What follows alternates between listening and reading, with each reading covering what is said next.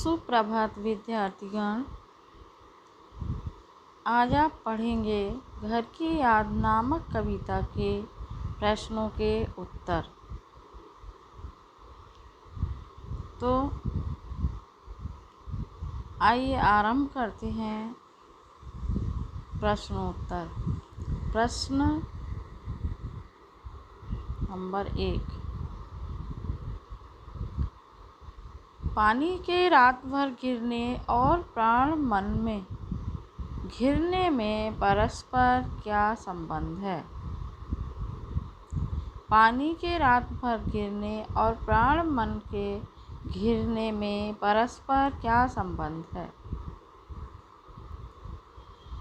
इसका उत्तर है, रात भर वर्षा होने से कवि को अपने घर की याद आ गई।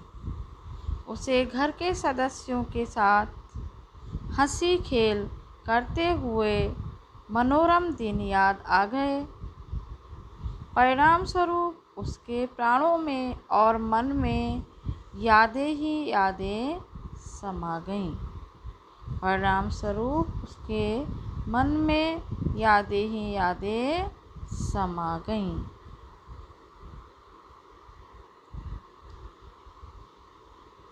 प्रश्न अगला।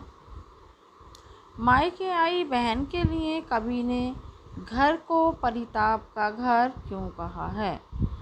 परिताप दुखों का घर।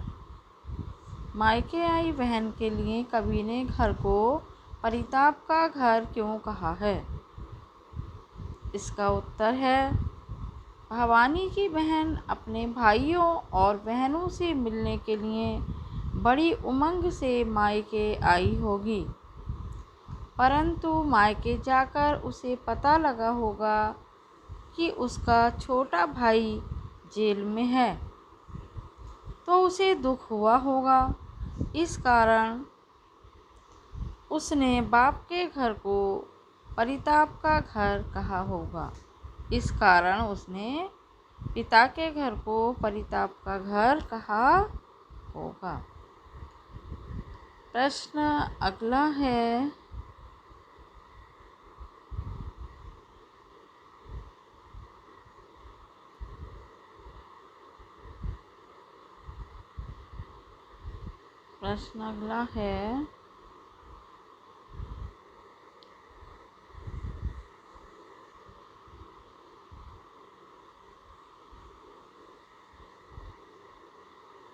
कविता में भवानी के पिता के व्यक्तित्व की किन विशेषताओं को उकेरा गया है?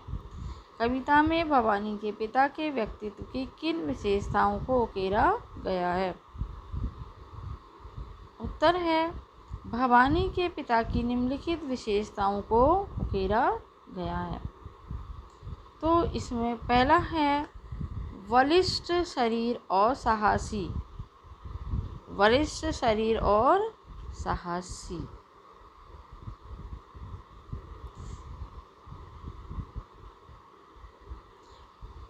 कवि के पिता ढील ढोल से विशालकाय हैं।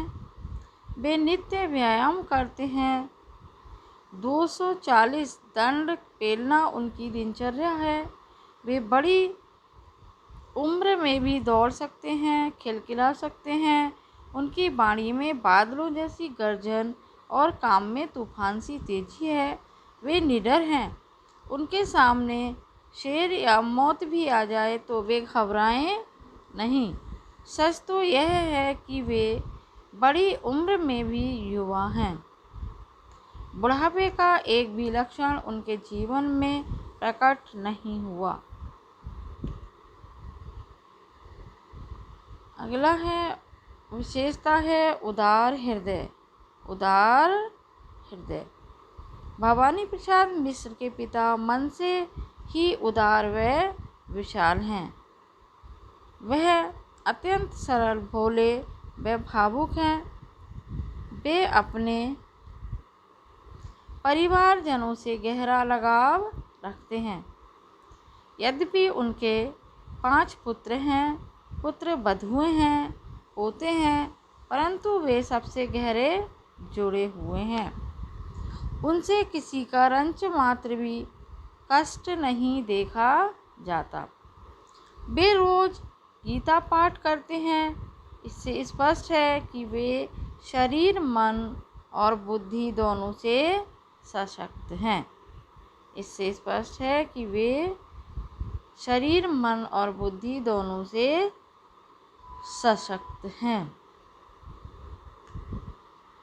अगला प्रश्न है, कविता की अंतिम 12 पंक्तियों को पढ़कर कल्पना कीजिए कि कवि अपनी किस स्थिति व मनोस्थिति को अपने परिजनों से छिपाना चाहता है।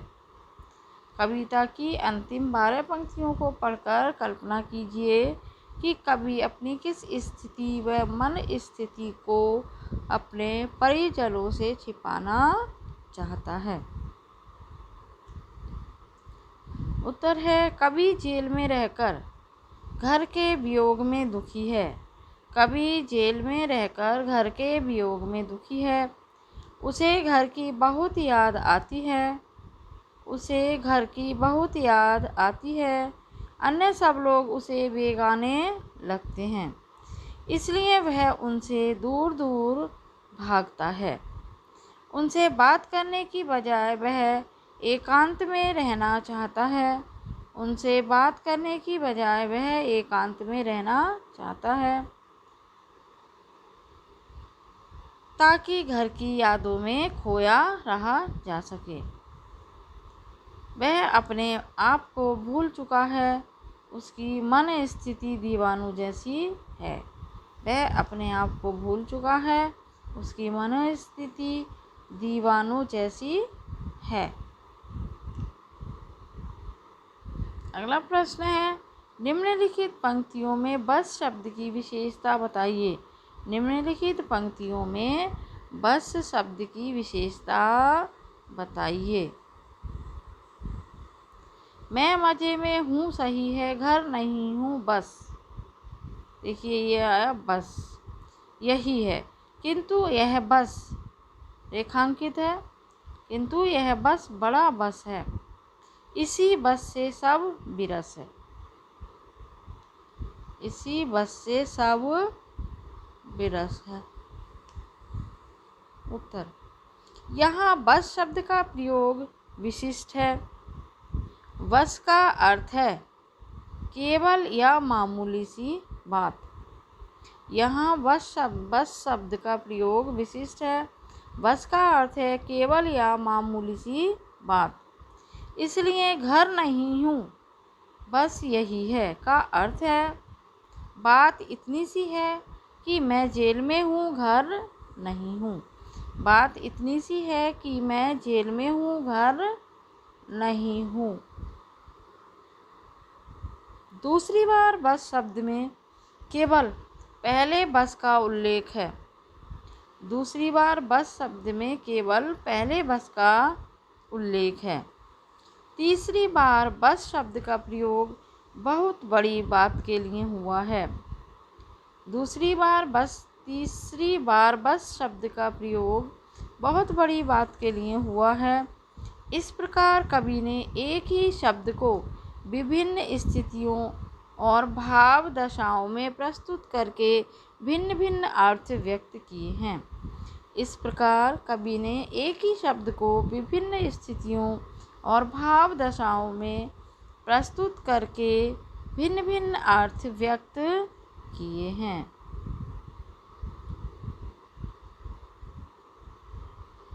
भिन्न भिन्न अर्थ व्यक्त किए हैं।